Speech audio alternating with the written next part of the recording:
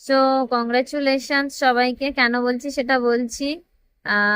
একটা ভালো খবর আছে, খুশির খবর, সেটা আমার পার্সোনাল কোনো খবর নয়। সেটা হলো জয়েন্ট এন্ট্রান্সে সারা দেশের মধ্যে ফার্স্ট এসেছে। সেটা হলো একটা বাঙালি এবং বাংলা মিডিয়ামের স্টুডেন্ট, দেবদত্তা মাঝি। নামটা আশা করি ঠিকই বলছি, জানি না। ওর জন্য এতগুলো মানে খারাপ খবরের মাঝখানে এই বাংলাতে একটা যে ভালো খুশির খবর এসছে, এটাই অনেক বড় বিষয়।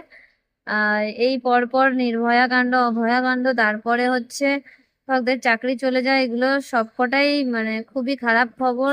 এর থেকে খারাপ কিছু হতে পারে না রাজ্যে। সেই রাজ্যে একটা এই যে ভালো খবর এসেছে, এর জন্য বাঙালি প্রত্যেকটা মানুষকে কংগ্রাচুলেশনস। এবং অবশ্যই দেবদত্তা মাঝিকে কংগ্রাচুলেশনস। তুমি আরো ভালো ভাবে এগোও সামনের দিনে। For watching.